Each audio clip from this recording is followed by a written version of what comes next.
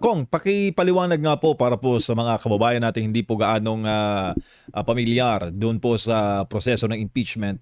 Ano po bang ibig sabihin ng sufficient in form and sufficient in substance sa paghimay po dito sa mga reklamong impeachment? Well, of course, yung pag sinabi natin yung sufficient in form, yung complaint na i-file, meron tayong mga, may mga requirements sa pag-file nito. Pagka yung form, maaaring sabihin natin, ah, medyo papasa yung complaint, pero yung substance, all allegations alleged in the complaint should be justified or should be able to stand in court.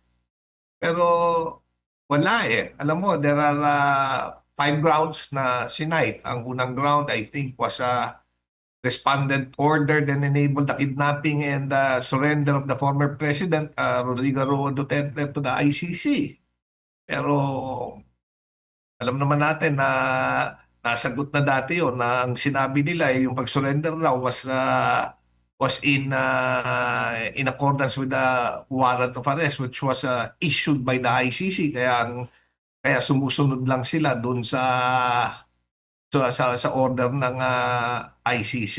So parang mababaw, that will not hindi substantive.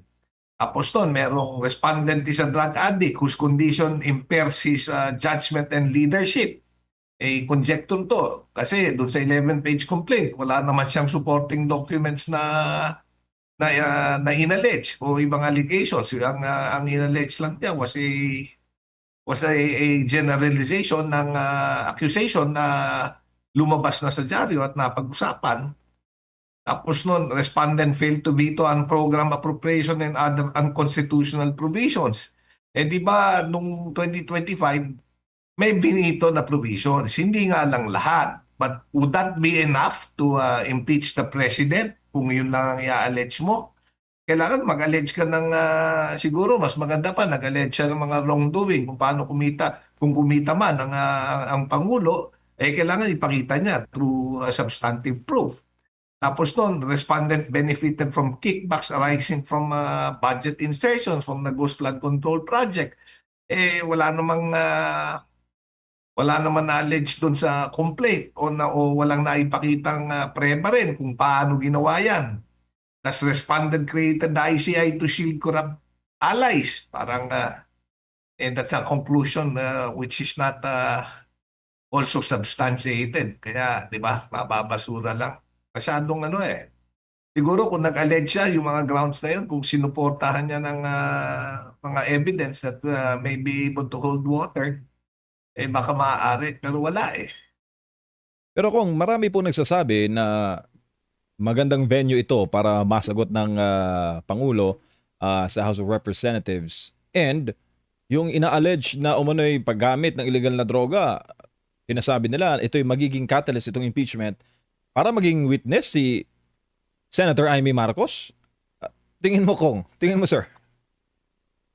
Well, alam mo, maaaring maging witness. Depende kung anong gagawin ng Committee on Justice. Pero papatawag ba nila si Senator Amy Marcos?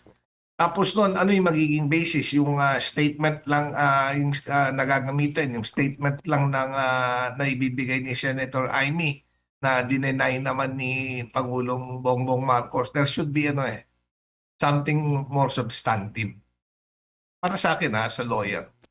Opo, lalo pa Kong na masyadong crucial itong taon na ito, 2026, lalo na the 2027, 1 year bago ang presidential election sa 2028, sir. Ano masasabi po ninyo?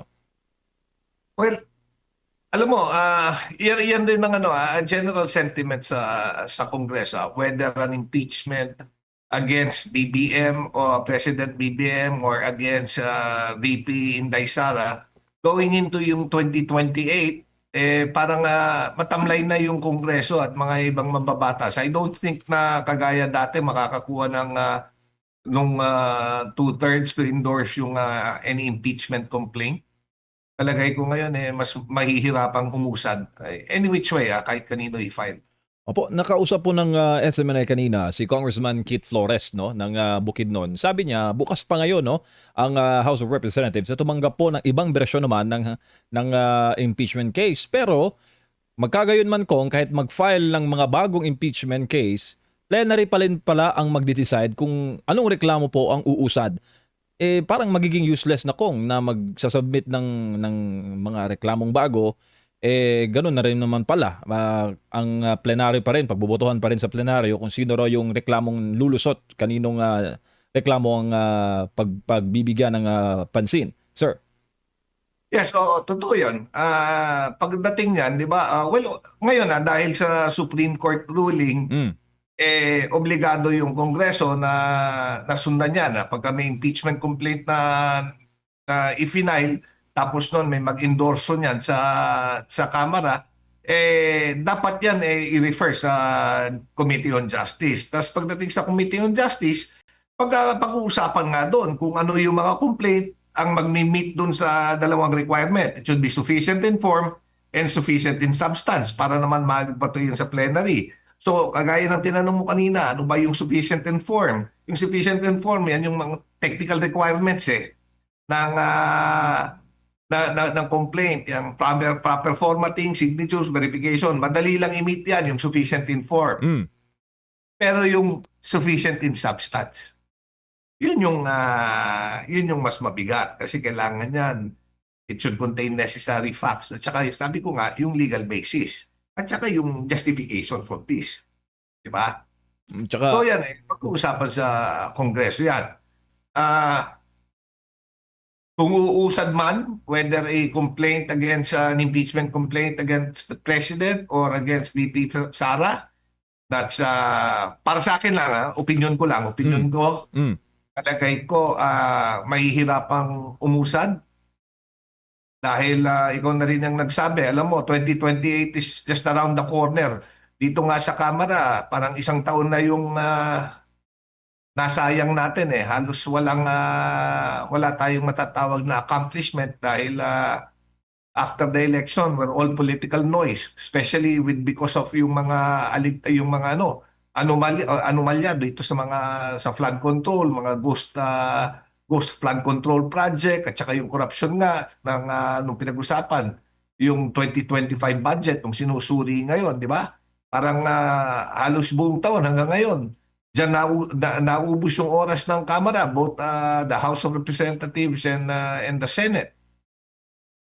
Doon nga sa usapin na tungkol sa korupsyon na yan, hanggang ngayon parang wala pa rin wala pa rin matasabi natin talagang na-accomplish. ICI was created supposedly para makatulong na kumalat ng ebidensya. Pero sadly, si Mayor Benji Magalong na kinuha nilang advisor, 2 linggo lang yata, nag-resign na kaagad o napilitan mag-resign. After that, si former Secretary Babe Singson, maganda sana, credible to be there, pero nag-resign rin. Yung pangalawang miyembro rin, after ni former Secretary Babe Singson, nag-resign rin. So, isa na lang ang nakaupo. Tapos nun, ano sinabi nung nakaupo? Teka muna, tapos na yung trabaho natin. Paano matatapos? Sabi niya, papasa na lang natin sa ombudsman kasi sila na yung may power at authority to really have this moving forward. Di sana nung una pa lang pinasa na sa ombudsman at hindi na tayo nagsayang ng oras, di ba, MJ? opo, Pero walang nangyari. opo.